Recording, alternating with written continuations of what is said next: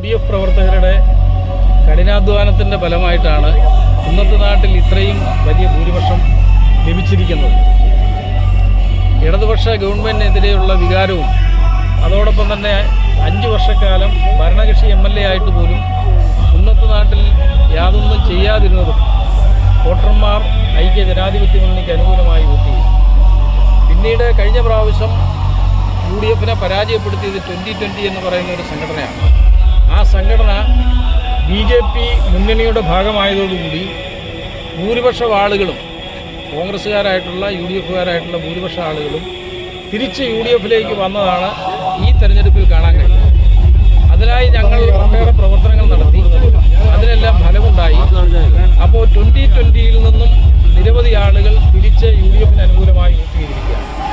ഇതോടുകൂടി 2020 എന്ന് പറയുന്ന സംഘടനയുടെ അന്ത്യം കുറിച്ചിരിക്കുകയാണ്. BJP മുന്നണിയുടെ ഭാഗമായതോടുകൂടി സാബു എം ജേക്കബിൻ്റെ പാർട്ടി പിരിച്ചുവിട്ടതിന് തുല്യമായിരുന്നു. അപ്പോൾ ഈ തെരഞ്ഞെടുപ്പ് കഴിഞ്ഞപ്പോൾ അത് പരിപൂർണമായി അങ്ങനെ സംഭവിച്ചിരിക്കുകയാണ്. 3ാം സ്ഥാനത്തെത്തിയിരിക്കുകയാണ് ഈ പറയുന്ന 2020. ഇപ്പോൾ തെരഞ്ഞെടുപ്പ് നടന്നാൽ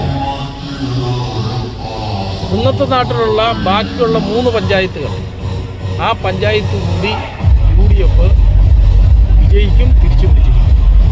ഇനി അവിടെ 2020 എന്ന് പറയുന്ന സംഘടനയ്ക്ക് യാതൊരു പ്രസക്തിയുമില്ല. അവിടെ UDFൻ്റെ തിരിച്ചുവരവിന് തുടക്കം കുറിച്ചിരിക്കുക. ചക്കമുറിച്ച് ജയിക്കാൻ തോന്നില്ല. അവിടെ ഉൾക്കൊക്കെ ആക്കുന്ന വീഡിയോ ഒക്കെ കണ്ടു. 94 മണ്ഡലത്തിൽ